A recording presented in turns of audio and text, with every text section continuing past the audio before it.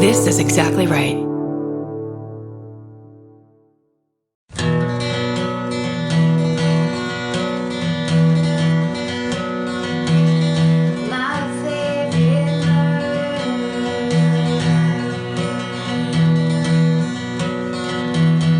Welcome to My Favorite Murder. That's Karen Kilgariff. That's Georgia Hardstark. And this is the podcast that tells you... What? It tells you... It tells you what? Kind of the worst things you could possibly hear. Yeah.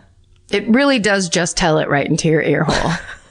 It just says it right into your eardrum. Yeah, so if you're laying in bed at night trying to get something to fall asleep to, this is it. I had a dream that Tenacious D broke up. Am I wrong? That was out of the blue. Literally, a picture just passed through behind my eyes in my brain. A picture. I must have fallen asleep in front of something that informed my dreams last night. I hope they didn't. I mean, they've written 9 songs about breaking up. Yeah, so maybe that's probably what it is. I watched a weird rerun or something. Oh, you know what I was going to do? This is a new corner. Okay. Because it's not a correction, but I listened to the last week's mini-sode. And in thinking about the story of the man that was laying under the movie theater seats, because of course, we, much like the women it happened to, were shocked and surprised that there was a man laying under their movie theater seats for an entire movie. Yeah. But, so we were laughing and stuff, but I did want to underline, if that ever happens, call the police immediately. Don't wait for movie theater employees to call the police. Don't wait for permission to call the police. Yeah.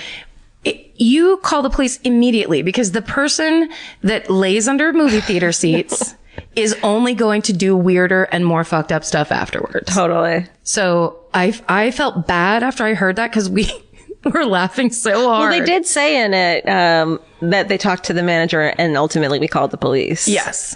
But I think they were just so shocked by it. Exactly. Yeah. As were we. Yeah. And we didn't call the police either. We didn't. I actually, on the re-listen, I called the police. I called Burbank police. I just wanted to say that, like, sometimes weird thing is not, you don't have to be touched or assaulted in any way. That deserved a police call for sure. They should have felt 100% great doing that. Definitely. Yeah. I guess, I don't know. Maybe that's too random, but I wanted to underline it. You've been thinking about it, holding it in, and now there it is. If you don't know what, like, civic order a behavior violates, you can still call the police. They'll if figure you feel it out. Weird. Yes. They'll get the book out from the shelf, the civic order book. They'll pull it all down and then get into their police cruiser. Sure. And come help you. Okay, now we have to have a different corner. Okay. That it's been asked of us. Been doing. They're getting back together. They're getting back together. Oh, is that Tenacious D? Oh, I love Tenacious D. Tenacious D. No. Sorry. Okay, we have to talk about this wild, wild country corner now. Oh, fuck. Can people... Yes, watched it. Everyone. Guys, let's update a couple things. We heard about the lady's body that was found in the wall years later. Yeah. Thank you. Amazing story. Combined everything.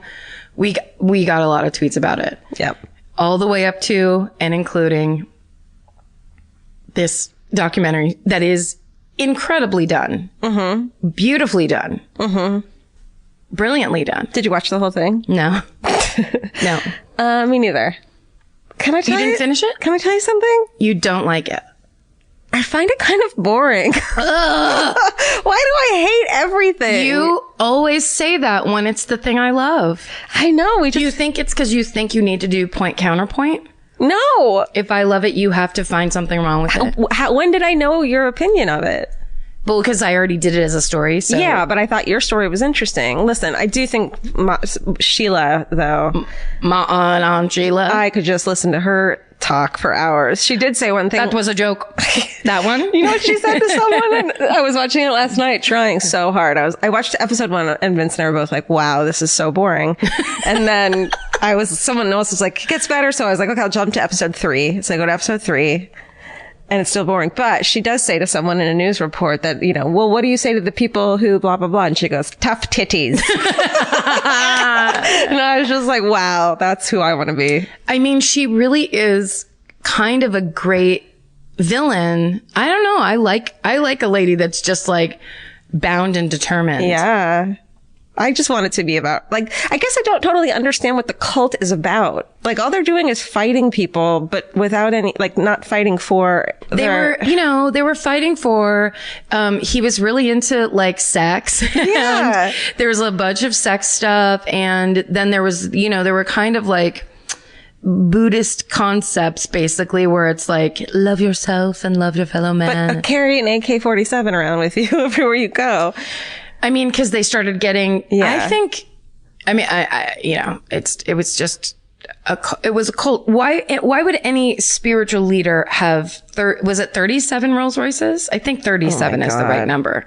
But like that was his goal and dream, and then they made that happen for him. Like all those things, there's no logic isn't a big part. No, it's not like Heaven's Gate where they're like, here's the thing we believe in. There's this and there's this, and we're gonna get on fucking the Haley Bop and get the fuck out of town. And our human, you know, like they had like rules and things. But it was it was out of that tradition that would happen all the time. Gurus would pop up. Gurus. This was the person to listen to. This guy was smarter than regular people. Right. Everybody, that's a human trait. We love to think there's one smarter person that should tell us everything, and we'll just do that, and then that'll be fine. Yeah. Because whatever we're doing isn't working. Yeah. And that's a great concept that's completely fucking full of shit. Because no one knows anything. Also, some people don't look good in maroon.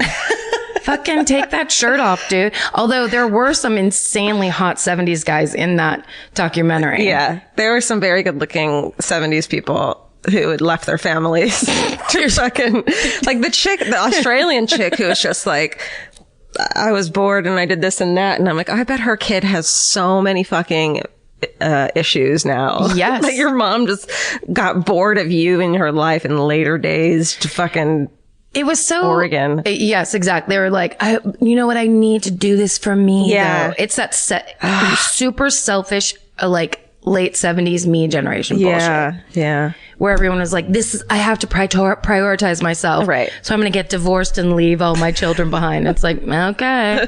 That's why helicopter parenting is what it is today. Oh, because all of us kids who were left for maroon fucking for the maroon fields of southeastern Oregon. Now we're like, my mom did it wrong, so now I'm going to do it this way. I'm going to do it so right that I am your shadow, Caleb. And guess what? You're going to hate your parents anyways. Fucking That's right. If Brewster. They're not there, you hate them. If they're always there, you hate them. It's real hard to get that English just right on parenting. No, it doesn't work. Take it from us. We don't have kids. We did the smart thing and did neither. We parented neither way. I was always like, how could I have kids when I am merely a child? Yeah. Oh, what was the other thing? Oh, well, this is just incidental. Okay. But I feel like people like a nice dentist update. Right? Always. It's because it's really the rags to riches story of me being so afraid to go to the dentist. And now I can't stop going to the dentist. Every time we talk to each other, I'm on my way to the dentist, right? I love to be like, sorry, I'm stepping into the dentist's office. But so it's like your agent, like, I have to go to my dentist's office today. My highfalutin dentist office. So again, I went to visit my dentist, but I wanted to tell people this because the reason I didn't go for so long was because I thought that I was phobic of the dentist. I would have panic attacks in the dentist chair. And recently, and it was before I started going again, my friend Paige Hurwitz, whose parents were doctors, told me that lidocaine, which is the Novocaine that they shoot into your mouth, like the numbing shit? The numbing shit that gets shot into your mouth. If you are allergic to it or have a sensitivity to it, your blood pressure drops. And the blood pressure dropping is in me the same feeling of starting a seizure or starting a panic Holy attack. Shit. And I had it in the chair and went, oh my God, this is what she was talking about. Where I felt like I was falling backwards, even though I was already laying down. And I was like, whoa. And I, like, my hand went up really weird, but he didn't notice, thank God. But I was still wearing fucking Oakley blades, so it's not like I looked great or anything. But basically, if you're afraid to go to the dentist or you have panic attack type feelings, it could be because you're allergic to lidocaine, and you can ask them to give you something different. Well, shit. Like heroin? You can get a heroin shot into your eye, and then you don't feel anything. Shots in your eye. For like 8 hours. No, it's worth it. But I just like, once I learned that, I was like, oh, this could have saved me like 6 years worth of like stress about the dentist. Not going to the dentist. Avoiding it. Or when I used to go, I would be so freaked out. I was like, couldn't stop. would hold my breath the whole time. Yeah. It was really weird. Freaked me out. Fuck that. That's you know what that is? That's like a PSA. Yeah. Yeah. The more you know about your teeth. Glingle, glingle, gling. Gling, gling, gling. The more you know. Oh, well, should we talk real quick about our announcement? Our big surprise. Our big surprise. We've been sitting on this one. Guys, we have lots of surprises. We have lots of them that we just can't talk about yet. Yes. But we have like 4 that are going to blow doors once we can talk about them. Really exciting stuff coming up in the future. Everybody. But in the meantime, the one we can tell you is that we finally have put together a fan club of sorts that we're calling the fan cult, because fan clubs. It's a fan club. Yeah, so that's going to happen soon, and we'll tell you more about it in the next couple of weeks, but it's going to have like... It's actually happening in like 10 days. Yeah. It's happening very soon. It's going to be very exciting. We'll tell you more next episode, but it's going to be like exclusive merch that you can't get, and first access to buy tickets to the live shows, and then like a message board and cool shit like that. Pictures, you know, video type stuff. We're exclusive just like... shit! We're actually getting our act together. And putting a thing together for you so that if you care to have some next level interaction with this podcast, we're going to give you some stuff. Yeah, there's going to be a live video feed at Karen's dentist appointments. We're going to get her hot dentist to put a camera, or maybe you should have the camera on your head and it's just filming the hot dentist. So you can see when he goes, can you turn your head more to the right? I'm constantly trying to turn away and close my mouth. So he's constantly trying to tell me to open my mouth more and turn my head so that I'm not basically turning my back on the appointment. Well, they'll know that soon. It's exciting stuff.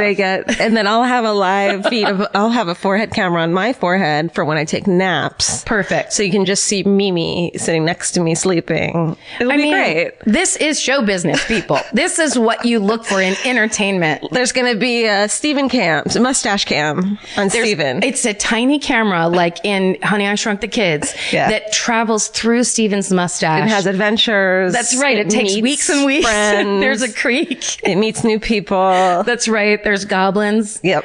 There's cats. Teeny tiny miniature cats.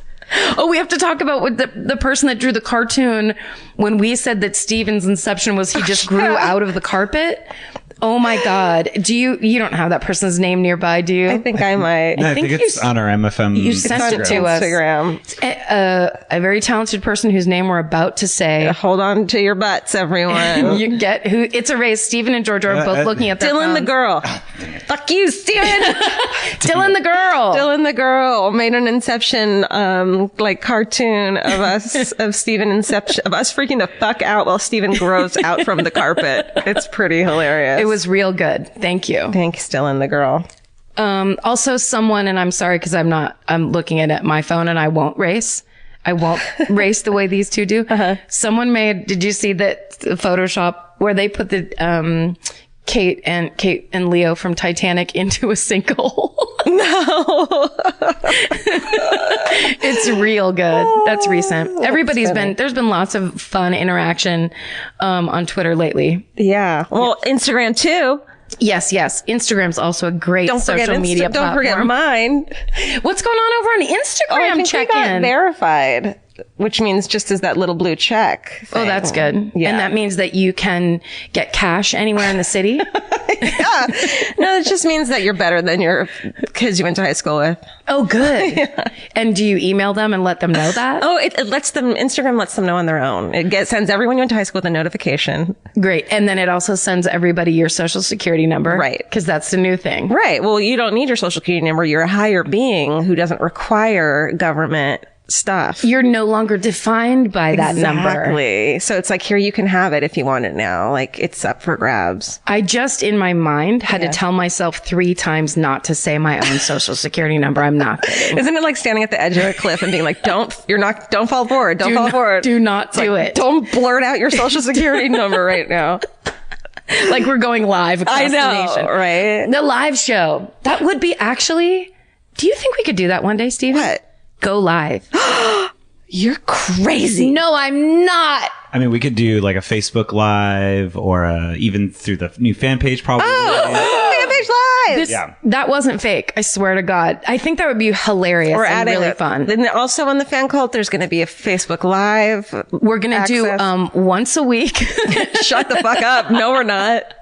We're going to come to you every morning from 5 a.m. Steven, can you edit this part just so we have it so we can play it to Karen every time she's like, who the fuck made this decision to do this? When I'm laying on my couch, like, I'm not coming to that. Yeah. George is like, no. This was yours. all your idea. It's yours. You did this. You did this. You took the camera out of Steven's mustache and put it directly on us live. That's what you wanted. Come on, everybody. I do think it would be cool if we could have a hotline. A hotline? Jesus, you're just adding so much. Just pick up a phone every once in a while and just maybe there's somebody there. Like, let's go to... I feel like we could do we could do a live hometown read episode or to put up on the fan page. You mean like I grab this microphone and run downstairs to find somebody on the street? No. I man on the street it? No, we just read from a page live. Where? On the in the camera. Listen, I'm going to get this together and I'm going to make it. I'm going to make sense. Bring it to me and make me see it with you. I see it here. I just don't have the hair.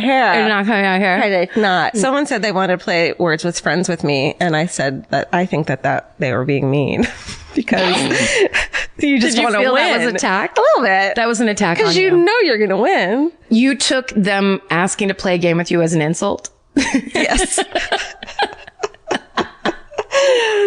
Yes, How dare you? I can't, even when I used to play Yahtzee with friends or with buddies. Sure.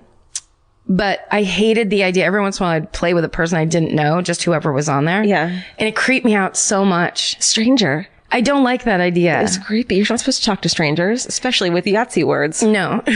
Spelling your words with Yahtzee. No. Don't Yahtzee with strangers. Don't yachts with strangers. No.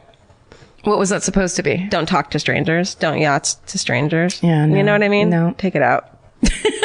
Do not. This is why we don't go live. Guys, Steven, this is going to be the one you don't have to edit. Yeah. Watch this. Watch this. Here we go. We start practicing now. Yeah. No more edits. Yeah. Can't even imagine. Shit. Well, we do it live at live shows all the time. That is true. And we just knock those out of the park every single time. Whew. When there's a baby in the audience. Oh my God.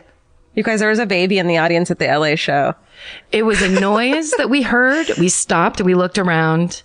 Was it like you or me? It was like me. I think that was like, I think we both at the same time kind of went, is that a baby? And then just someone raised a baby up over their head. Lion King style. Totally Lion King style. And it was just this cute little, oops, I just hit Mimi in the face. Oh, I'm sorry. Lion King style. And this baby was just staring at us. And you and I then just both lost our minds trying to get the baby to smile at us in the most obnoxious way in front of 2,700 people. You'll hear it. And then the baby was LA Live. Yeah. It was quiet the rest of the time. Chilled out. Cool. That was a chill baby, but it was weird and crazy and creepy to, funny. Say the F word in front of that. Probably, I would guess, 8-month-old baby. Yeah. Oh, guys, this is stuff that's happened to us that you weren't there for. That's a new corner called You Weren't There. With America's #1 meal kit, HelloFresh, you'll get easy, seasonal recipes and pre-measured ingredients delivered right to your door. All you have to do is cook and enjoy. HelloFresh makes cooking delicious meals at home a reality. From step-by-step recipes to pre-measured ingredients, you'll have everything you need to get a wow-worthy dinner on the table in about 30 minutes. Say goodbye to endless grocery store trips and takeout. HelloFresh has you covered. There's something for everyone, from family recipes to calorie smart and vegetarian, and fun menu series like Hall of Fame and craft burgers. HelloFresh has more 5-star recipes than any other meal kit, so you'll know you're getting something incredible. HelloFresh is flexible and it fits your lifestyle. Easily change your delivery days, food preferences, and skip a week whenever you need. Break out of your dinner rut and make deliciousness part of every week with HelloFresh. I love that even though HelloFresh is super easy and they make it really basic and like straightforward, you still feel like you're cooking this like incredible home cooked dinner. And that makes me feel good about myself. And that instead of just ordering takeout, I'm actually making something and preparing something at home. And that just, it feels good. So for $80 off your first month of HelloFresh, go to HelloFresh.com/murder80 and enter murder80. It's like receiving 8 meals for free only at HelloFresh.com/murder80, promo code murder80. Go buy. Who goes first this week? Karen Kilgariff. Also, the Alienist is now over, and I would just like to say to everybody involved, great fucking job. I watched every episode twice. Nice. That means Georgia thought it was boring. No, but I can't. I'm gonna binge watch it. I'm gonna make myself sick, and I'm gonna binge watch it. Do it 100% because outfits are amazing. I want to be able to talk to you about it. God damn it. I'll talk to you. Okay. I won't stop talking to you because of this. Dakota Fanning rules it. The whole idea of it. At one point in the last episode, she walked up to tell the police chief something. She's like the first woman to work in the New York Police Department. I don't think it's based on a true, real person, although I could be wrong. But she walks up and she is wearing like culottes. It looks like it's supposed to be pants. It's supposed to be like a long dress, but then you see that it's actually pants. It's the coolest thing that's very subtle. Yeah. And I was like, that fucking costume department nailed it hard. That'd be a fun costume department to work in, probably, huh? So many vests. So many vests. Highest shoulders you've ever seen. Insane shoulders. Woo! So much crazy. Like, it was a fascinating. Yeah. Well, the rest of us will watch it. And then we'll talk to you about it. And then we'll all gather up. We'll meet back here live. We'll do a special live. It'll be great.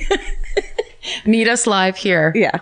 We're doing this. We're fucking going fully Regis and Kelly on this. I swear to God. I'm in. I mean, it's going to be a disaster, but I love a disaster. Listen, Betty White started her career by doing morning television in LA, and they used to do morning television for 5 hours. Holy shit. So they'd go on the air, whatever, at 6 a.m. and then go off the air at like, and whatever, plus whatever 5 that is. Somewhere around 2? I don't know. That's all. That's what you get with live shit. So, this is all you. Now, it's interesting that you started talking about the LA live show because, and hopefully, well, I made a mistake at the live show in Los Angeles. As we talked about, I was nervous. But I had planned up until right before that I was going to do the Hillside Stranglers. Yeah. And yeah, you made a big mistake. And then I changed my mind because I was like, it's so awful. Awful and dense. And the details is very dense. The details, whatever. So I switched it, talked about an awesome woman. You'll hear when you do it, whatever. But I actually told the audience I was going to do it and changed my mind. Why I would do that, I have that's like one of the great rules of performance. You don't tell people what you're not gonna fucking do and give them the opportunity to be like, oh, I wish you had done that. You told them you weren't gonna do the Hillside Strangler and then instead you were gonna do some woman that they had never heard of. And it was just like, wow. The baby was like, I'm out of here. The Fuck baby this was shit. like, I paid good fucking money. Yeah. To be alive. I mean, I was talking about like the first city editor of a newspaper. It was great. Now I'm getting defensive.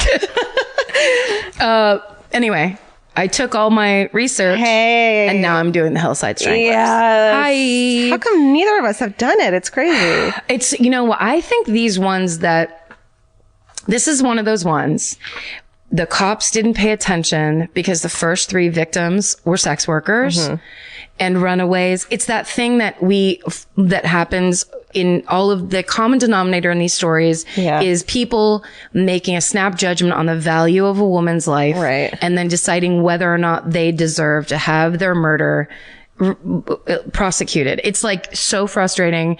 It feels so layered and shitty. Yeah. And here we go. and that's what you tuned in for. Hi, everybody. So this, from October 1977 to February 1978, the city of Los Angeles and most of Southern California was paralyzed with fear. Women were being murdered and brazenly, I wrote that, dumped in the hills of Los Angeles.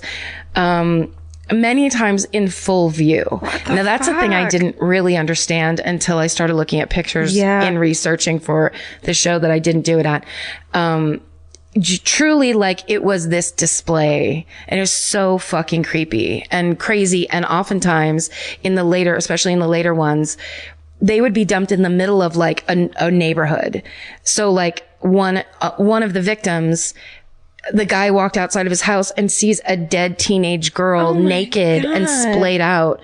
And he went and threw a tarp over her. Yeah. Because he's like, the kids are going to be leaving for school and come and see this. So you destroy evidence, but it's for the good of. Well, I mean, just because it's like, what the fuck is going on? And like, it's so extreme. And so, and this was in the late 70s, and we've talked about those other murders, like the freeway killers. Remember when there was, it was either 2 or 3 I think. Freeway killers at the same time. Yeah. Like just, there's so much. Yeah. Yes. Yeah. And so then this started happening. Jeez. So, their bodies were found. I don't know why I wrote this like synopsis paragraph. I probably spent a really long time on it too. So basically, when we're talking about the Hillside Stranglers, at first, the media was calling them the Hillside Strangler because they assumed it was one murderer. Right. But secretly, the cops knew it was 2 because they were seeing where these bodies were placed, and they knew that one man couldn't be lifting, or carrying, or placing these bodies where they ended up. But they didn't release that to the media because they knew that would help them later on. Right. But when they did find out who it was a couple of cousins named Angelo Buono and Kenneth Bianchi, 2 of the worst people that have ever existed. Absolutely. Just simply that. Trash people. And I remember a while ago starting to read the true crime book about the Hillside Stranglers and the details with which they described what happened to these girls and women in Angelo Buono's house / upholstery fucking shop are so upsetting and insane and extreme. I stopped reading the book. They're sadists. Yes. It's torture. They tortured all of them, and Angelo Buono especially, he is like the son of fucking Satan and Ann Coulter. I couldn't think of a bad woman. Bad enough. That works. I think it works. He was, so he's born in October 5th, 1934. He was obsessed with sex from a young age, and there was problems from the beginning. He obviously had a lifelong hatred of women. He had a criminal record by the time he was a teenager for sexual assault, doing things like pulling down a girl's underwear, bragging that he had raped women girls when he was 14. Oh my God. Like he was fucked up. When he was 17, he married his high school sweetheart. Yeah, he had his high school sweetheart. Yeah. How is that? The word sweetheart. Yeah, it doesn't really. How about just the woman the girl who stuck around him? Well, the girl that got it's almost like, in Ricky Tikki Tavi when the snake goes up and then you're hypnotized by the eyes. Yeah. I think that's what it is. Sure. It's that thing where you're like, oh my God, this swarthy Italian is paying so much attention to me. He just hit me in the face. Oh wait, now he's sorry. He wants to marry me. Yep. I would love to get married. The magazines say I should. Yeah. Okay. So he basically he abandons his high school sweetheart after, and and their unborn child. Thank God for her. Once he finds out, he knocks her up. Yes, exactly. Then he marries a woman named Mary Castillo. Again, domestic violence issues. Then not until he rapes their 2-year-old daughter does she leave him. And then she goes back to him after that. What the fuck? Mm-hmm. Then at one, she eventually finds herself, he handcuffs her and holds her at gunpoint. And then she finally leaves him. But it's like, that's why I couldn't read the book. I was just like, who are these fucking people? What the fuck? Why doesn't a big truck ever hit that guy? Seriously. I mean, it probably has. Like, I bet there's a lot of people who have died that, like, were those people. That super deserved it. Yeah. It's like the end of The Lovely Bones when the killer just gets... Don't. You're right. Read The Lovely Bones, though. It's fucking incredible. It's such a good book. Such an incredible book. It's such a good book. And not a bad movie. Yeah. That's a good movie. Okay, so he 2-year-old. a 2-year-old. It's so filthy and he's just pathological. Depraved. Yeah. So of course he becomes a car upholsterer in 1975. Sure. What else are you gonna do with your fucking stupid idiot life? I mean, think about that too. When you have to be an upholsterer, it's all that like punching and ripping. Wait. Doesn't Tom Sibley's hometown was also a person that, remember, it was the guy that made patio furniture and like the weird tools and stuff? Yeah, that was like way back episodes. Yeah, the guy killed his mother. That was a crazy story, but it reminded me of the same thing. Be careful of upholsterers. Sorry, the murdering upholsterers right now are fucking They're crying. They're fucking calling 911. This is not a thing to call 911. No. Please. Just email Steven. He loves to hear from you. Okay, so that's Angelo Buono. He's the older cousin. Okay. He's definitely the cult leader in this 2-man cult of fucking terror. I hate his guts. He's really disgusting. Okay. And when he has... Like when he looks like an old fashioned, Brooklyn grocer in some of his pictures, but then he grows this fucking handlebar mustache and it's satanic. He looks like the most evil person on the planet. And he's like this, is he the tall, skinny one? No, he's skinny, but he's smaller. Okay. Bianchi, Kenneth Bianchi, the younger cousin, was the taller one. Okay. And he was born May 22nd, 1951. He's 17 years younger. Okay. He's definitely like a sad sack follower. Yeah. So he was abandoned by his mother, who was a sex worker and an alcoholic. He gets adopted by the Bianchi family. He's troubled all his childhood, bedwetter until he was a teenager. Dude. So violent tempers, compulsive liar, and of course, because he fell off a jungle gym when he was 6, hit his head, leaving him with a head injury, frontal lobe damage, and they think that basically affected his personality. Yeah.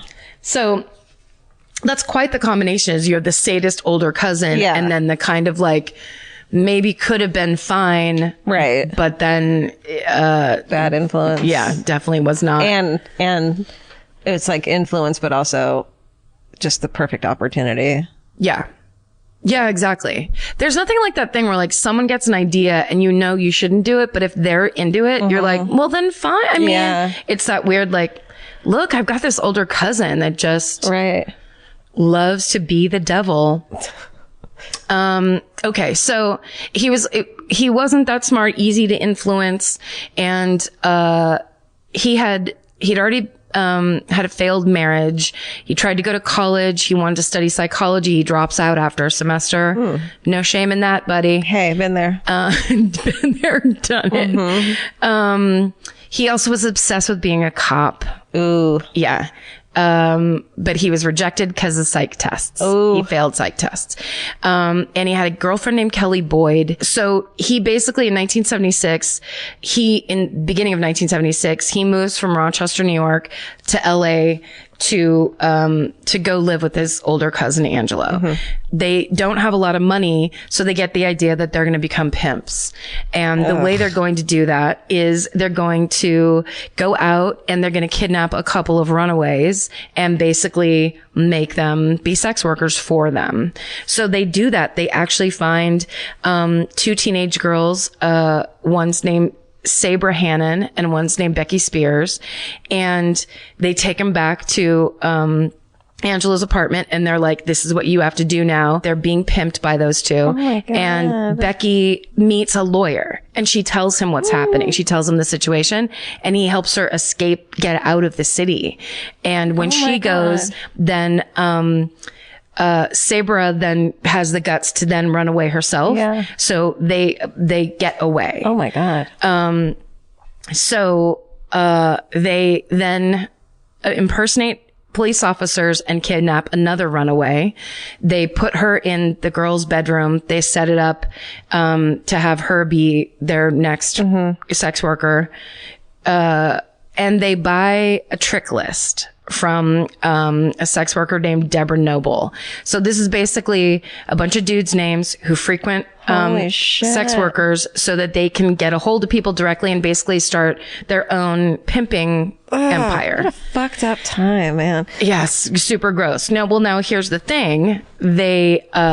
So Deborah and her friend Yolanda Washington go deliver that trick list to Angela's apartment in October of 1977. But when they go to use it, they find out it's fake. Uh-oh. So they get furious, of course. They get into their car. They go try to find Deborah Noble, and they can't find her. But then they remember, as they're driving around to find her, that when they were talking to Yolanda, that Yolanda told them that sometimes she works, because she was also a sex worker, she works on Sunset Boulevard. So they go down there to find her, and they do find her. The next night, October 18th, 1977, the body of Yolanda Washington is found on a hillside in Forest Lawn Cemetery. What? That's like right there. It's, close by. Also, she's naked. She's posed in a grotesque, lewd position. She's got ligature marks, ligature marks on her wrists, strangulation marks. She'd been strangled with,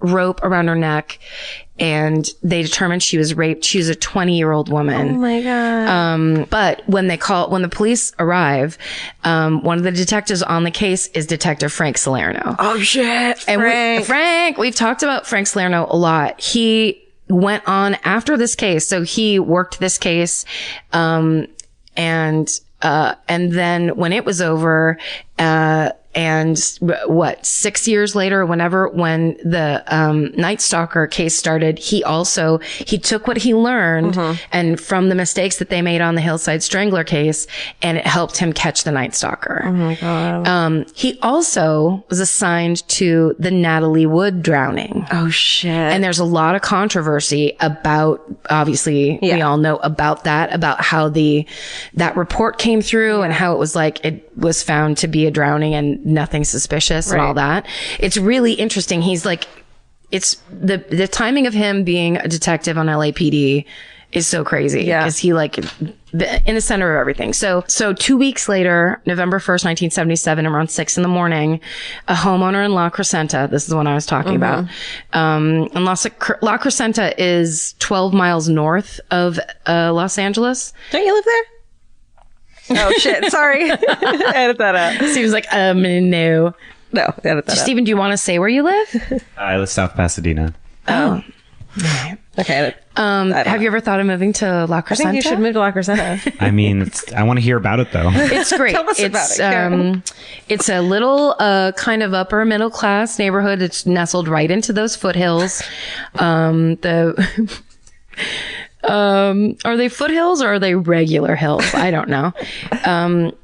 Okay. So 2 weeks later, on November 1st, 1977, around 6 a.m, a homeowner in La Crescenta, walks outside of his house and sees the dead body of a 15-year-old girl laying on the hillside across the street from his home.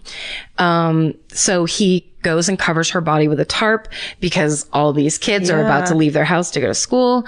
And soon they identify the victim as 15-year-old Judy Miller. She was a runaway, sometimes sex worker in Hollywood. And she also has ligature marks on her wrists, her neck, and her ankles. And so now they know she's bound and she was murdered somewhere else and bound somewhere else, and then dumped in this a second location. And this is Detective Salerno. When he is looking at Judy's body, he notices a piece of light colored fluff on her eyelid, and he pulls it and saves it for evidence later. God. And this was like, I think before like really intense forensic testing, but he was like, this must be a clue. And that kind of detective work that he did on this is the reason they eventually were able to make the case once they found them. Okay. Judy was last seen alive October 31st, 1977. She was talking to a man in a large two-tone sedan on Sunset Boulevard. Eventually, what everyone finds out is that's the car that Angelo and Ken Bianchi used to drive around in, oftentimes telling people they were undercover cops or detectives. And they would basically go drive up and down the strip and arrest girls saying they're bringing them in for solicitation. Oh my God. Handcuff them, get them into the back of the car, and then kidnap them and take them to Angelo's house. Ew. Yeah. So they're getting these people that they're going willingly because they think they're in trouble. Yeah. So they tell Judy that she's being arrested for solicitation. They take her back to the upholstery shop. She's raped, tortured, sodomized, and strangled. 5 days later, on November 6, 1977, another naked body with the same ligature marks is found on Chevy Chase Drive near a country club in Glendale. Oh my God. Mm-hmm. I think I know that country club. It's on that weird turn. Chevy Chase and what? Oh, yeah. It's like in Glendale. Yeah. I don't know exactly where. So the night before, Elisa Caston she's a 21-year-old waitress at Health Fair Restaurant on Hollywood and Vine. Mm-hmm. She leaves work at 9. She's driving home. She gets pulled over by 2 plainclothes police officers. No such thing, guys. Right? They handcuff her, tell her that she needs to be taken in for questioning. And then, the next morning, her naked body is found. There's evidence of rape. But she is found on the other side of a tall guardrail. Mm-hmm. And that's when police first observe, they're like, there's no way one guy, cause based on like the size of her body, they're like, one person couldn't have just lifted this over easily. Yeah. And that's when they were like, pretty sure that it was a 2-man killing team. Wow. So the next thing that happened, which is fascinating, 24-year-old Catherine Laurie Baker, who is the daughter of character actor Peter Lorre. Oh my God. With the big eyes, who's in the movie M. If you've never seen the movie M, it's really amazing, and he plays a serial killer in it. It's a great fucking old movie.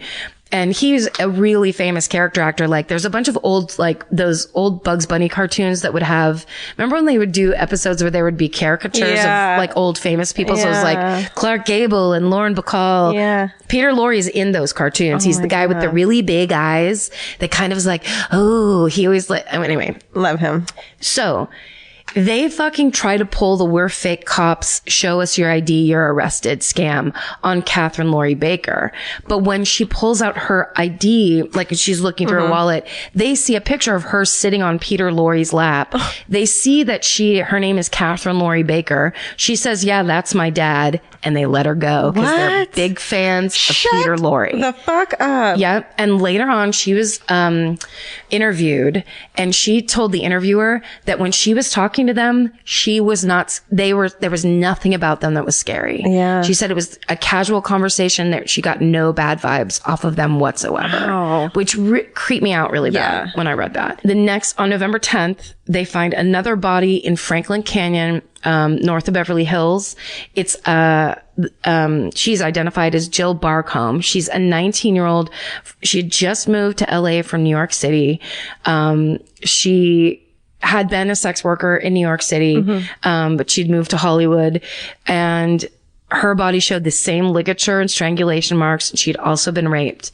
And this is when police are sure that they have a serial killer. Yeah. So that was November 10th. 8 days later, on November 18th, the body of a high school student is found on Pico Boulevard. It's eventually identified as 17-year-old Kathleen Robinson, who went to high school. She lived with her mom in Hollywood, and she had last been seen the day before at the beach. Then this one's so fucked. I mean, they're all terrible, but on November 20th, 1977, a 9-year-old boy finds the bodies of 2 girls in a trash heap on a hillside near Dodger Stadium. Oh my God. It's so horrible. 12-year-old Dolly Cepeda and 14-year-old Sonia Johnson, a week before, they had last been seen a week before getting off a bus on York Boulevard at Avenue 46, which I think is right in Eagle Rock. Yeah.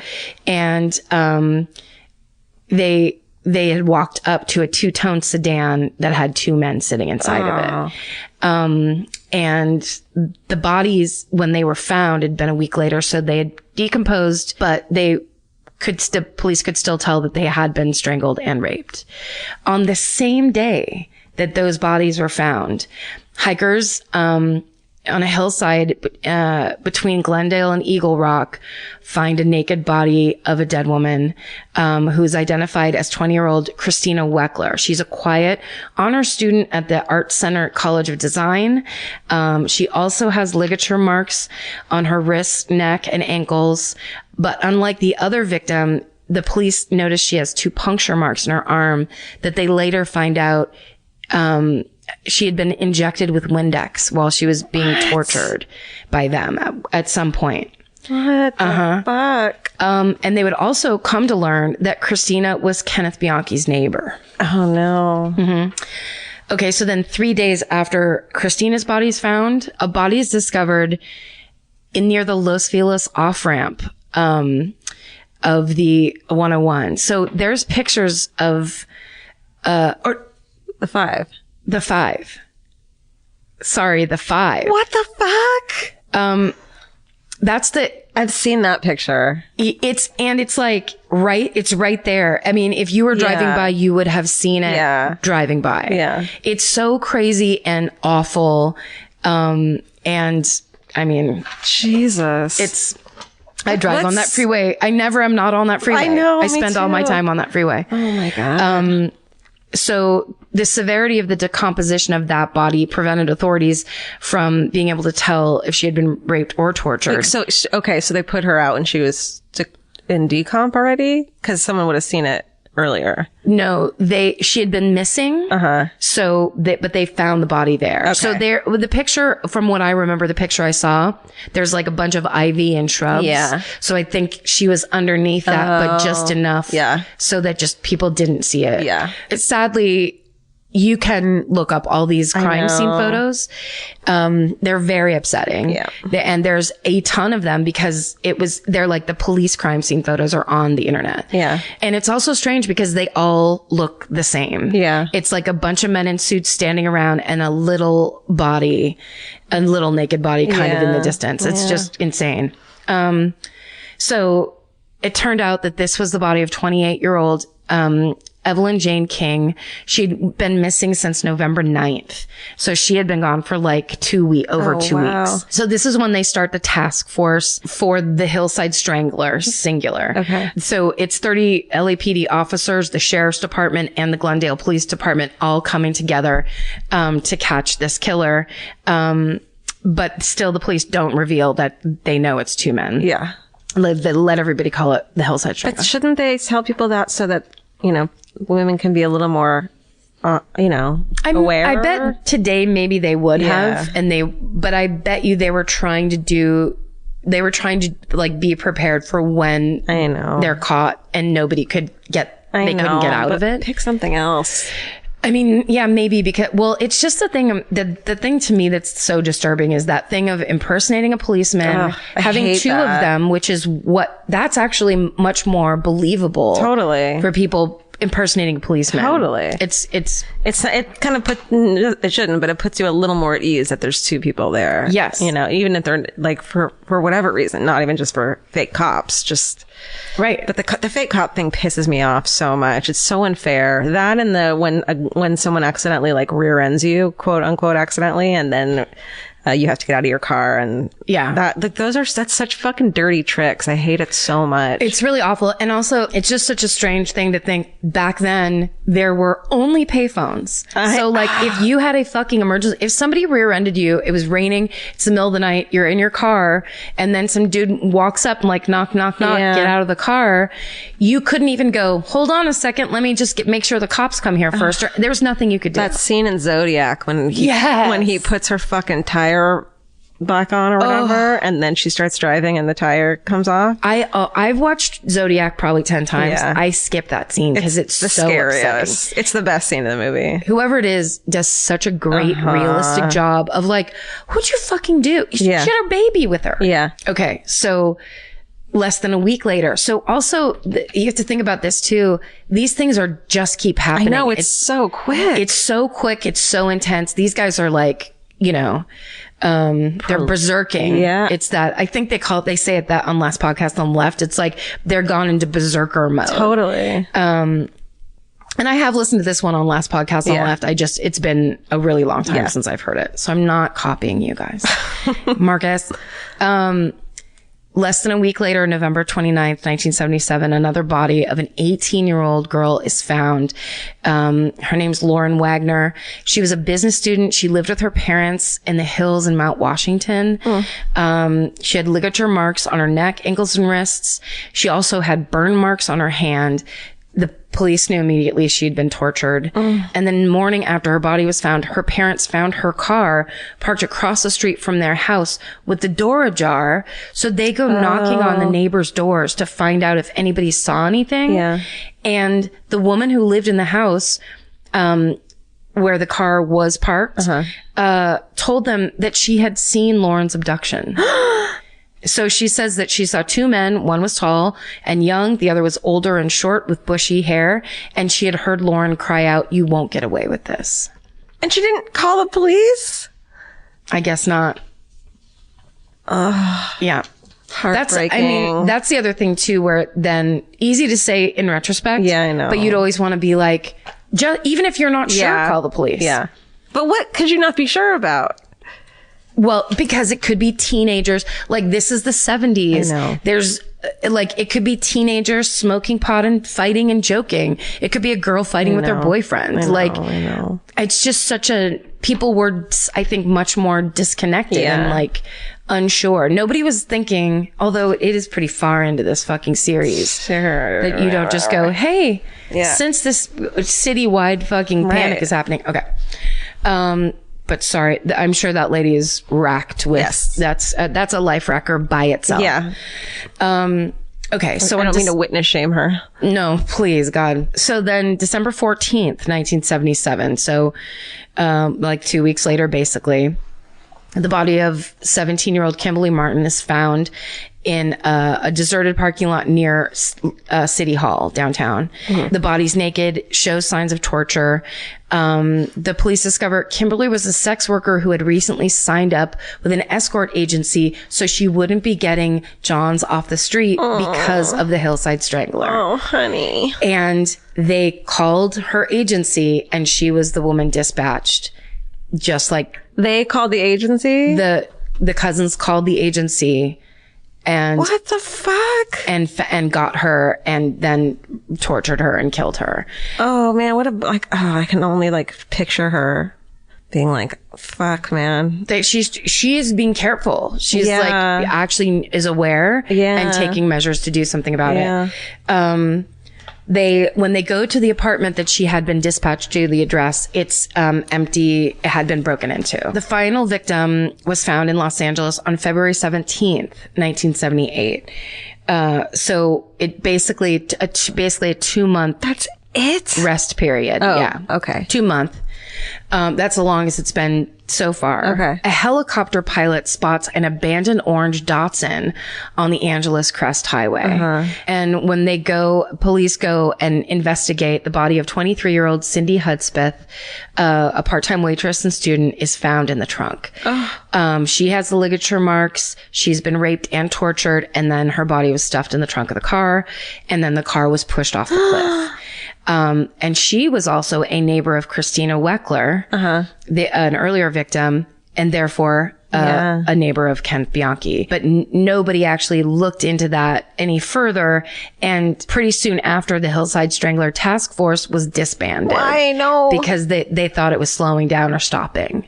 And I'm sure financially, that's always the thing they say. Yeah. Around the same time, February 1978, Kelly Boyd, who is the girlfriend of Kenneth Bianchi, the two of them have a son, and by they have a son in February, and by March she's like, I'm leaving you, I'm going to move back in with my parents up in Washington State. I don't like you're going out all the time and you're never here, you don't help me, and so I'm leaving you.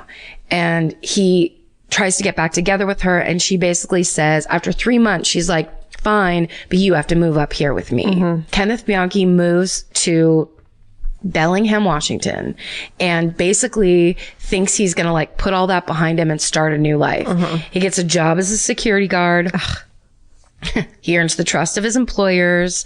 He's trying to be a family man, and it doesn't work. So he has the murderous urges still. He basically lures on January 11th, 1979. So he's, been up there for like less than a year. He lures two women, 22-year-old Karen Mandek and 27-year-old Diane Wilder, to an empty house under the guise of giving them jobs as house sitters. And he rapes and murders both of them. Oh my God. And then he fucking goes home that night. His girlfriend Kelly later says, it was just a regular night. He came home. He asked me about the baby. We watched television and we called it a night. What the fuck? But he was so clearly, Angela was the brains of a team. Yeah. Because Kenneth Bianchi was arrested for these two murders the next day. Oh my God. It was like they tracked it directly back to him immediately. So when he's arrested, and this is kind of the famous thing about Kenneth Bianchi, you can see all of these interview tapes online, and it is so fucking ridiculously stupid. He tries to plead insanity, and he tries to claim that he has dissociative identity disorder and multiple personalities, basically. Oh, Jesus. And that it wasn't him that committed those murders, it was his other personality. Right. So basically, he gets interviewed by a psychologist, and then displays these personalities. The first personality is Ken. He's the nice guy. And then eventually Steve comes out. God. And Steven is the murderer. He puts on a big fake mustache. No, he actually already had a very Steven-like mustache. Oh, shit. I'm just saying, something to consider, Steven. So a bunch of psychologists watch these tapes. A famous one named Dr. Martin Orne. They watch these tapes and they're just like, he's 100% faking. Yeah. Like there's no question. So he agrees. He admits he's faking. He agrees to plead guilty and testify against Angelo in exchange for a more lenient sentence. They do not give him a more lenient sentence. Yeah. So they're like, you're going to do all that and then you'll get what you get. Then you can go fuck yourself. Yeah. This is his confession. They bring him back to LA, and thus begins a trial that lasts 5 years. Holy shit. One of the longest in history. Wow. Hate to be on that jury, right? I mean, so 450 witnesses, 2 years worth of testimony alone. Oh my God. Angelo Buono's trial ended in 1983. The presiding judge, Ronald M. George, said this to him: I would not have the slightest reluctance to impose the death penalty in this case, were it within my power to do so. Ironically, although these two defendants utilized almost every form of legalized execution against their victims, the defendants have escaped any form of capital punishment.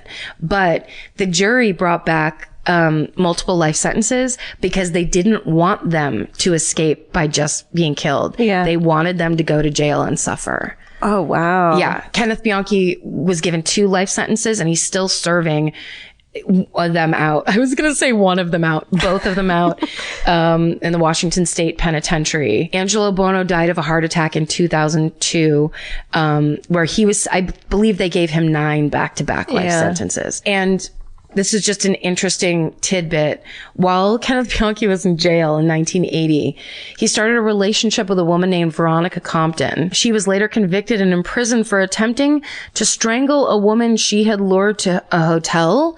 In an effort to convince authorities that the Hillside Strangler was still on the loose, Bianchi had given her semen that she smuggled out of jail to plant at the scene. Who's semen? To make it look like somebody else's, right? To make it look like it was the work of the Hillside Strangler.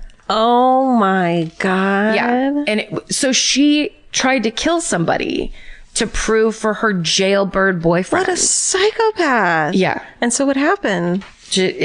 They got caught. She was convicted of doing that. Did she kill someone or did they? And she was in prison. No, attempted. Attempted, okay. Yeah. No, she got caught. What the fuck? I mean, there's people? that. I thought went on so long, but like I have barely scratched the surface of the crazy fucking shit. You definitely, if you want to hear the good stuff, I 100% recommend that you listen to last podcast on the left series of the Hillside Stranglers. You guys, please make good choices. Just make the basics of good choices in life.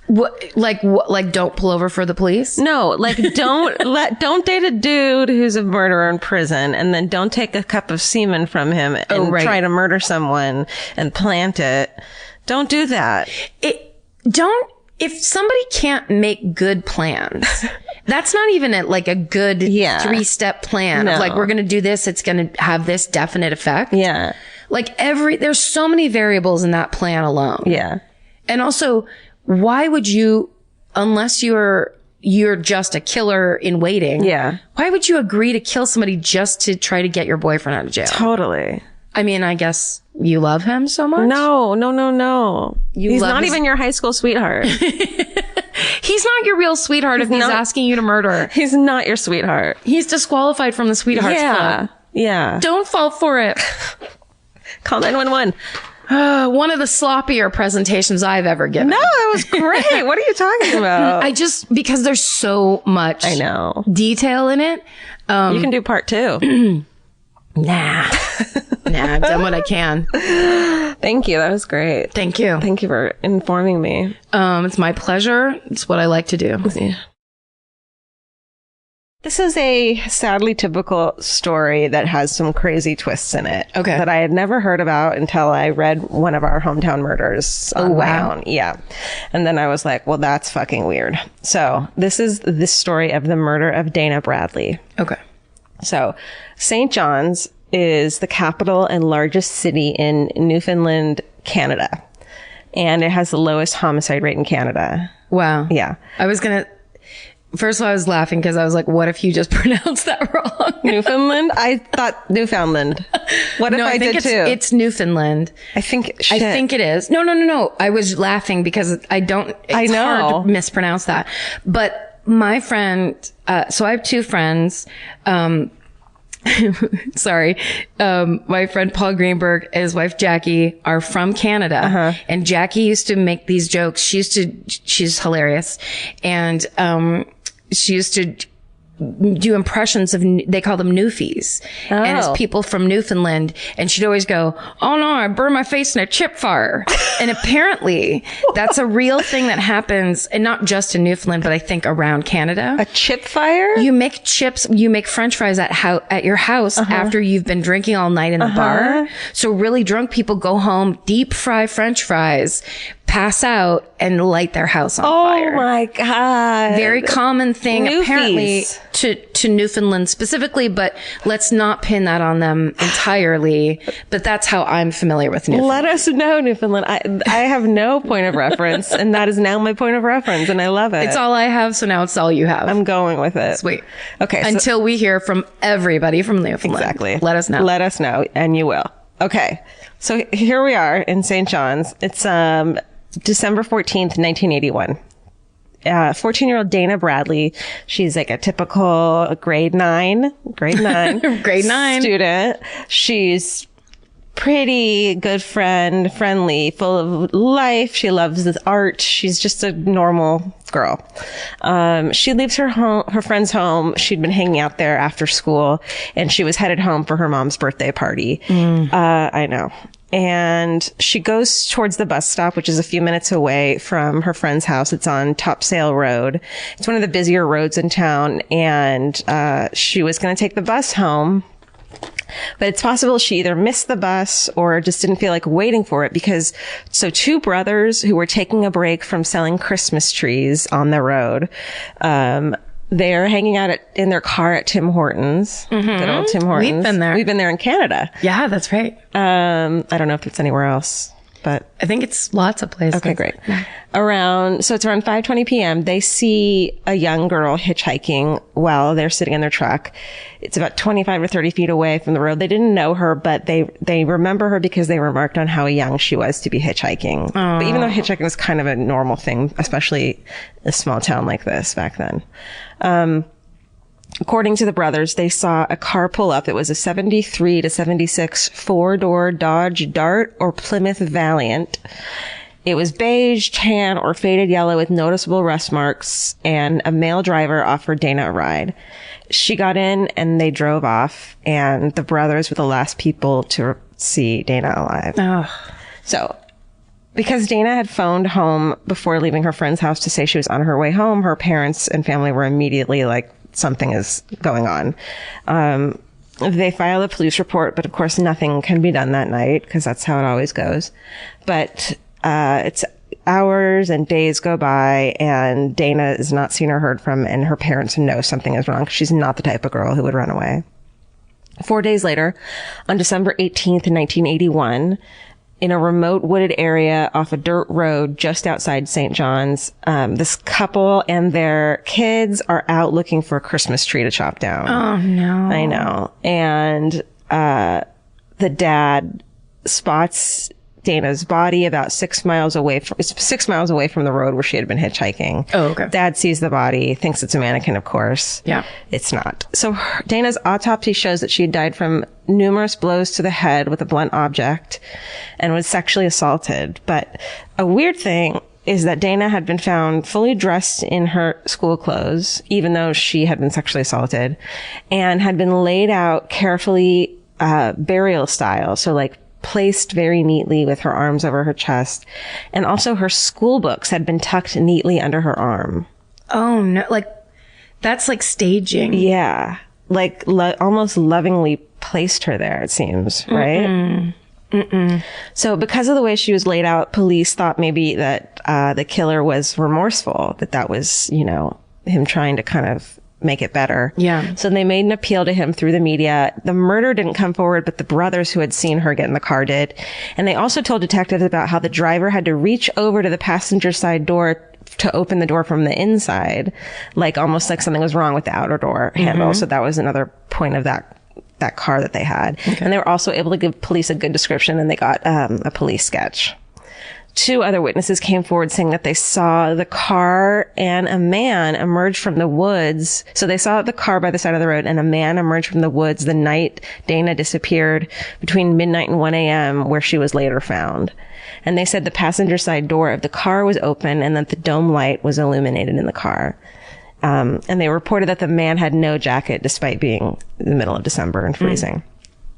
So the search for Dana's killer became the biggest murder investigation in Newfoundland history, as well as one of the biggest in Canadian history at the time. In the first week, 800 cars were examined that matched the description of the car that had picked up Dana. And there were 250 prime suspects at one point, but nothing seemed to pan out. So finally, though, 5 years later, in 1986, Detectives received an anonymous note saying that the murderer was an ex-con with a violent past named David Somerton, and he really strongly resembled the sketch. Ooh. So they bring him in, and he confesses to Dana's murder. Shit. He told them where his car that he used to abduct her was and where the murder weapon was. And he also described how he killed her, and it was consistent with the facts. So police searched for the murder weapon. It was near where Dana's body had been found. He said he had buried it. And police had thoroughly searched the area before, but they went back and this time they removed trees and they dug up earth and stuff trying to find it. But they never found anything. They also went to the local dump where he said he had left the car, but it wasn't there either. In all, nearly $1 million were spent digging up and searching those 2 sites, but nothing surfaced. Wow. Then this dude, Somerton, recants and says he only confessed after having been interrogated for 18 hours. Oh, shit. And that at the time of his confession, he was on heavy medication. And so then he denied any involvement with Dana's murder. And the police didn't have the evidence to hold him any longer. But he was charged with public mischief and sentenced to 2 years in jail for misleading the RCMP. Oh, shit. Good old mounted police. So before you feel bad for him about that, though, years later, he was convicted of sexually assaulting a minor in 2 separate incidents. So this guy's a creep, too. Just coincidentally, not the killer, but still a really bad guy. Maybe, yeah. Fuck. Yeah. So another man was sentenced to 9 months in prison in 1982 for making cruel, harassing phone calls to the family, to Dana's family. But otherwise, the case kind of... It didn't go cold because they wouldn't let it go cold, but there was no other real clues, but they kept getting tips and stuff. The person who makes harassing phone calls to a murder victim's family who didn't do it is as bad as the killer. You are psychotic. Yeah. Disgusting. What the fuck? Yeah. But people make good decisions. Pick up that phone and actually call 911 on yourself. That's the best decision you can make in that point. I am a piece of shit. What kind of terrible shit has had to happen to you for you to be the harasser of murder victims' family? It's just beyond. Totally. I know that's a surprising stance, but I'm fucking standing by it. But it's like, who's worse, the murderer who then makes the calls, or just some dude who fucking didn't even do it and then makes the calls? I mean, they're both bad, obviously. They're all in the shithead fraternity, right? In my opinion, absolutely. But it's just like, it's not a prank. No. I hate prank culture. I just fucking hate it. Pranks. Life is hard enough without someone pulling a fucking chair out from underneath you and videotaping it. Oh, God. Please, the biggest Lord. fear. No. That one? That the chair one? No, just being pranked. Yes. And videotaped. And videotaped while pranked. That's not funny. It's just mean. Nothing's funny. Okay. Nothing's funny. All right. Let's cut to 2014. It's been 33 years since Dana was murdered. Oh, fuck. RCMP, they're contacted by a man who uses a pseudonym to protect his identity named Robert. He tells them that he witnessed Dana's murder and the events that followed. Whoa. At the time, 33 years before, he was 6 years old. Uh-oh. He tells them that 2 years before that moment, after a lifetime of alcoholism, he quit drinking. Once he quit drinking and his mind started to heal, he said, memories resurfaced. Oh, no. He first had memories of being sexually abused by this dude who was a close and trusted friend of his family. You know, and then the memory of that man murdering Dana resurfaced. Oh, my God. So Robert's story is that the man, so his name is the man, we don't. Yeah. The He's man. anonymous. Yeah. Yeah. Was driving his father's car that day. His dad had As a 6-year-old? No, the molesting The bad man. Sorry. Let's call him the bad man. Great. Okay. Robert says that the bad man was driving his father's car that day. It was a 1972 Dodge Dart. And that Robert was in the back seat of the car. They were leaving McDonald's on Topsail Road, which is where Dana got a ride from. Right. When the man noticed Dana hitchhiking. Robert confirmed that his father's car had trouble with the passenger side door and that it had to be opened from the inside. And from the back seat, Robert had told him how to open it. Holy shit. And Dana got in. Okay. This is true corroborating story facts, right? Here we go. Okay. Sorry. This is going to get solved, isn't it? Please. So here we go. Before you call 911. Okay. Nothing seemed unusual as they made their way to her house. But when she pointed out which house was hers, then the bad man kept going. And that's when panic set in. And Robert said it set in him, and he could tell it set in Dana as well. Dana tried to jump out of the car at one point, but the bad man grabbed her and sped up and kept telling her he was going to turn around. He's like, I'm going to turn around. Don't worry about it. But eventually he pulls off the road, and Robert remembers that the bad man kept telling Dana that he just wanted a kiss. Ugh. and she was crying and fighting him. And then she either scratched or pinched him or did something to hurt him, because Robert remembers him kind of jumping back. And at that moment, Dana bolts out of the car. And then Robert remembers, and how insanely quickly it was, that the bad man ran after her. Oh. So Robert says he got out of the car at this point too. The 6-year-old's like, what's going on? And by this time, the bad man had caught Dana, and they fought to the ground as the 6-year-old's watching. Robert said he stood near the car and watched as the murder and sexual assault took place. He said as a 6-year-old, he wasn't able to understand what was happening. He said the murder weapon was the tire iron from the car, and that then when it was over, the man put Dana's body in the trunk and drove towards where they were going to leave Dana's body, along the way disposed of the tire iron. The bad man, do I have to keep calling him that? I mean, I can follow it now. Okay. The man dumped Dana over an embankment, and then he retrieved her body, realizing it was a bad place to leave her, and brought it to where it was ultimately found. So, then Robert says, quote, and he was trying to get me to leave because he said her mom and dad would be looking for her. And he told me that she was going to go to school the next morning, trying to get him to come away. And Robert was like crying and didn't want to leave her in the forest. He was scared. Oh my God, this is horrible. I know. And then Robert says, so the man says that we have to leave her here. Her parents are going to come so she can go to school the next day. And then Robert says, well, then she needs her books. Oh no.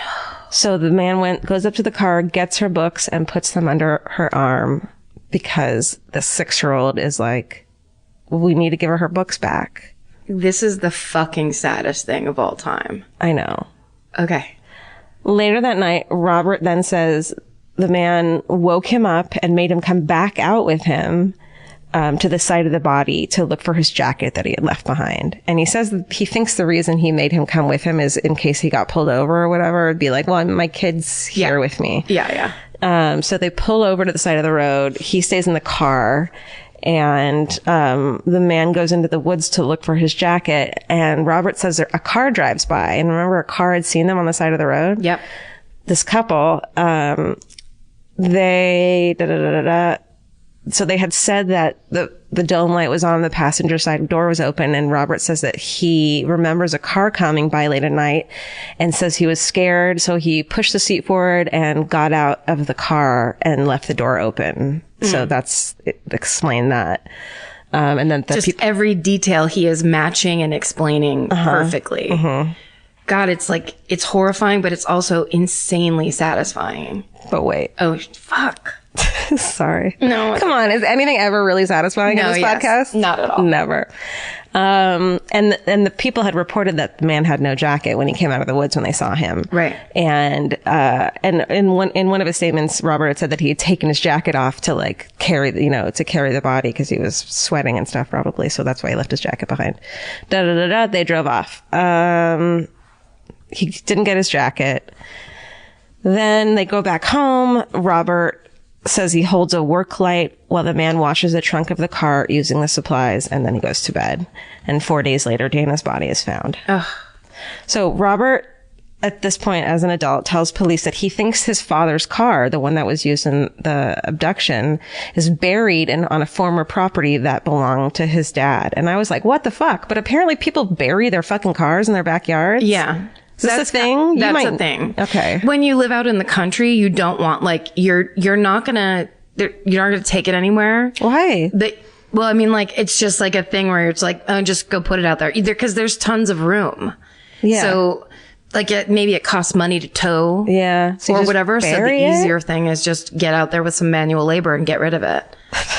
I've definitely heard of that before. So there's just cars everywhere. I mean, it's a little bit like, if you live way out, when you're kind of way out in the boondocks, everything is a big pain in the ass and takes you'd have to drive it into the junkyard for 45 minutes or whatever. This is what happens when you grow up in suburbia. You just don't know fucking country things. Ask me anything about country life. You're a horse person. I didn't even have an opportunity. I didn't even meet a horse that wasn't miserable. I wish I was a horse person. I was like the person who didn't have the right boots. Like there's horse people that's like the equestrian, that's like rich people. Yeah. We were like the bareback, Yeah. 70s children that were like, we're probably going to get bucked off pretty soon. We're like the kids with arm casts and shit. No shoes. I love it. Okay. Car is buried. Okay. So after a 16-month investigation into Robert's story, the RCMP refused to try to retrieve the vehicle.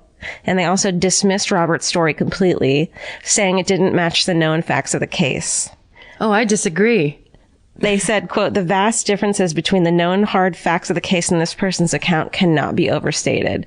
So they think, hold on, let me read this to you. Okay, but I will tell you that they did tell Robert that they found enough evidence to corroborate his claims of sexual abuse against the bad man. Yeah. He's identified as Thomas Carey, who was actually arrested and convicted of sexually abusing children in the 90s. Shit. So he was a legit fucking pedophile. Yeah. And he served time, but he's now free, which is fun. Whoa. In Newfoundland? Yeah, in a different city. Ooh. Yeah. So, but as far as this dude murdering Dana, they believe that Robert read about the case and became a victim of false memory syndrome. Where a person believes the memory to be true and it colors their whole life and they believe everything. So they think that he just read so much about it because the stuff he read, the stuff that he knew was stuff you could read about in the papers. Oh, so he basically got super into the case and then his memories began to fill in and match what he'd read. Right. And maybe he was an alcoholic and didn't remember doing all this stuff. And it is true. They talked to his dad and his dad like corroborates that the man, who the guy was and that he was around and that he probably molested his kids. Also that, in the first couple of weeks of the investigation, they did come and take a look at his car because they were checking everyone's car that was similar. So maybe he had a memory of that somehow. Fuck. So they don't believe it's true, but a big group of civilians do believe it. They have a Facebook group and there's like 10,000 people on it. Oh, amazing. And they believe Robert's story. And so in May... I do too. I know, you can be one of them. In May 2016, they collect enough money to evacuate the car. Excavate. Yep. Evacuate it from the ground. I mean, same idea. Yes, it is. Yeah. Just kind of going up, different out. direction. Yeah, up and out of dirt. Right. Money to excavate the car. It says excavate. But before it was completed. So these fucking poor people are like, we believe it. We're going to do it. Justice for Dana. Like all they want is for Dana's murder to be solved because it's such a small town and it like fucked everyone up so much. Yeah. So they're doing it. And then while they're doing it, before it's completed, the fucking RCMP is like, hey, guess what, you guys? We retested some old DNA from the case with advanced technologies and we're able to connect the DNA to an unknown male suspect. So it's not that fucking dude. It's just it's not one of the suspects we have right now. It's just an unknown. They have to test it against the suspects, but it's not a man who's not in the data in the system. Whoa. So those poor people are like, shit. And then they like, yeah. That seems a little mean. I want to believe in the Royal Canadian Mounted Police. Yeah, we all do. Because they have such great chins. But I don't like this. I know. I don't like this. I know. Well, how about we independently check the DNA? Us in the pod loft. Oh, I've got my spinning, my spinning thing. How about in the DNA loft? We make this into a DNA loft. We seal this off. Seal it off. No cats allowed. We get those, it's like hazmat suits. Yeah. We handle things. Yeah. With gloves. Yeah. Yeah. Yeah. We'll do it. And they tested the DNA against Thomas Carey. No match. He's officially ruled out as a suspect. But there are also other cases of missing and murdered women in the area around that time that might be connected to Dana. In fact, the chief medical examiner, Simon Avis, stated that at least 2 serial killers have been active in the province and that one of them is due to be released from prison, but he wouldn't tell them who it was. Oh, shit. Hey, guess what? That's fucked. So they have, yeah, right. God, tell me more, please. I know. They still receive many new tips, but for now, all they can do is test the DNA against their hundreds of suspects in the hopes of finally finding Dana Bradley's killer. Wow. And that's the murder of Dana Bradley. It's so intense. I feel like you said the perfect detail at the beginning that hooked me in this worst way.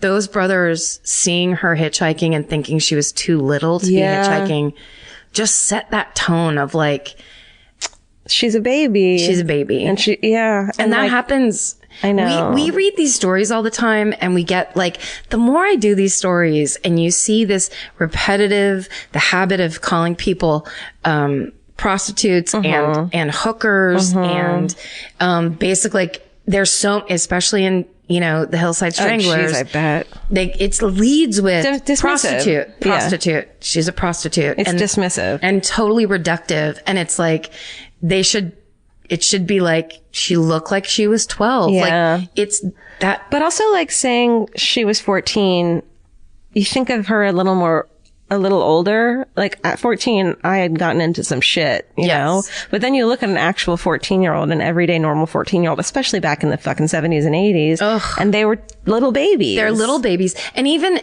I mean, like what they look like is, when I went home, for the holidays, I remember my sister and I laughed about this because the Roy Hill, is Roy Hill?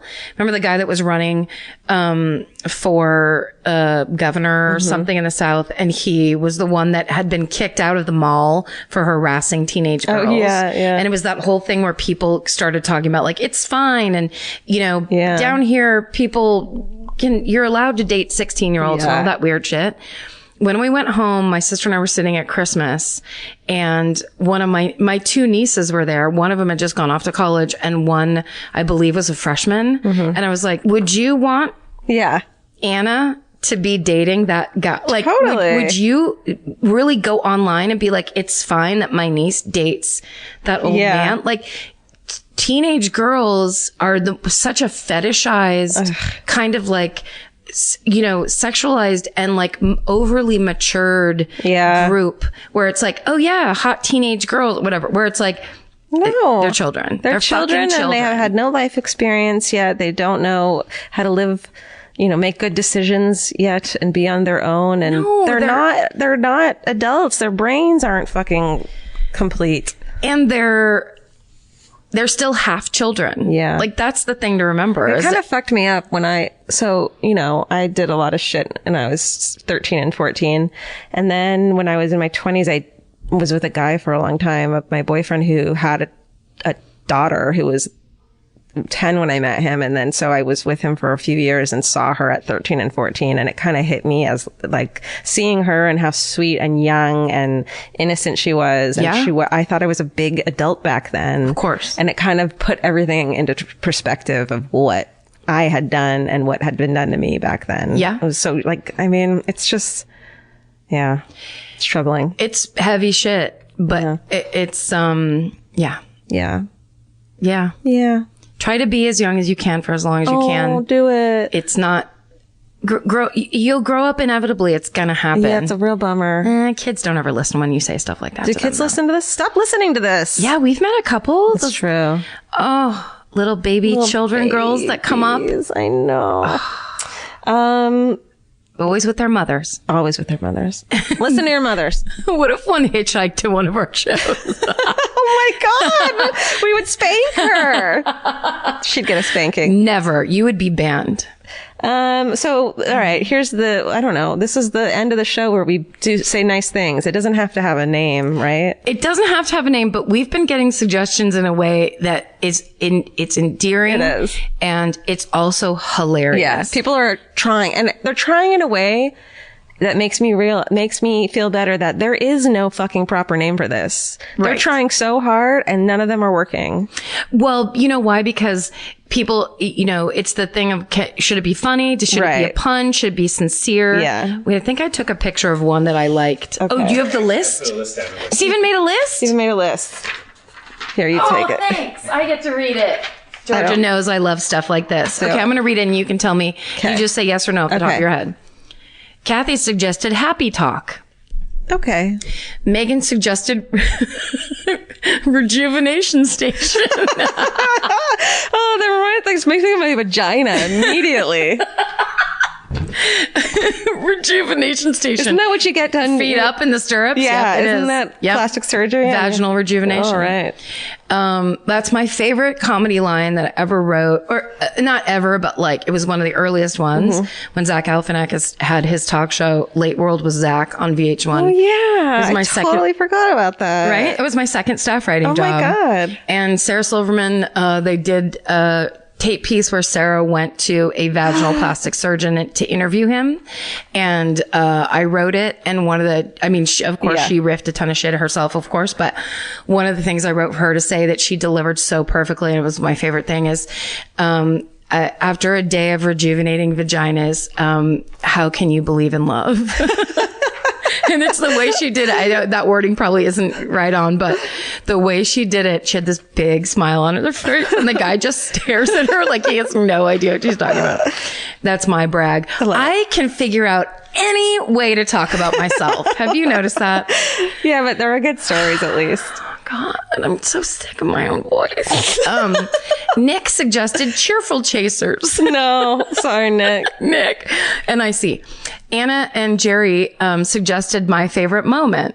Okay, that's cute. I mean, that's smart. They're marketing experts probably. Yeah. Because they're like, keep it on brand. Yeah, but I don't want to have to say that every week. Yeah. Elizabeth said my favorite party vibes. And she had a U in it, so she's from somewhere else. Nice. Canada or England. Molly said put a pin in it. I like it. Hilla Monster said post-mortem positivity. That's good. It just takes so long to say. It does. Andrea said kicks and kudos. Andrea's going for it. Andrea's a mom. Andrea does some high kicks. Yeah. Jenny with an I said post-pod pick me up. Oh. And then to go along with that alliteration, Tara says positivity pocket. See, it's impossible. It's hilarious. Colette suggested my current jam. Okay. I don't mind it. Sarah says we should call it fucking hooray. I think that's it. I mean, I think Steven put that at the end because he knew that we would like it the best. Can you make up a jingle, Karen? Am I right? Oh, it's fucking hooray. There. Yes, you can. Just came out of me. That's beautiful. That was my favorite. Was it? Yeah. That was my favorite one. Fucking hooray. I mean, that's perfect. It pretty nailed it. All right. Fucking hooray it is. Who did it? What's her name again? That was Sarah with an H. Sarah with an H. Congratulations. I mean, you win. But Megan, rejuvenation station, you're right there. The closest of seconds. But again, the vagina part, it's not your problem. It's not your fault. If this was purely a feminism podcast, they would win. What is your fucking hooray? Want me to go first? Yeah. Do you have one? Mine is that someone suggested I start reading this again, and I'm so glad I did because it's so positive. It's Tiny Beautiful Things. It's the Dear Sugar book by Cheryl Strayed, who wrote Wild. She was this anonymous advice columnist for years, and the book is what's it called? Compilation of like some of her best. But it tells the story. It's so beautiful. She's so incredible. The way she talks to people who are going through this traumatic, crazy shit is so real and human. Yeah. And even if it's problems that you've never gone through, which most of them are, but you can relate to in some way, it's really great advice and just a really great life lesson. I can't recommend it enough. Tiny Beautiful Things. So Tiny Beautiful Things is another advice book? Yeah. Awesome. It's the Dear Sugar book. Oh, okay. Yeah. Is it red? It's orange. Yeah. Orange. Is that it? Do you have it? Yes. Okay. Yes. So I didn't realize that was the title. Yeah. It's called Tiny Beautiful Things. It's the Dear Sugar book by Cheryl Strayed. I've also read it. It's amazing. It's so great. It's really smart.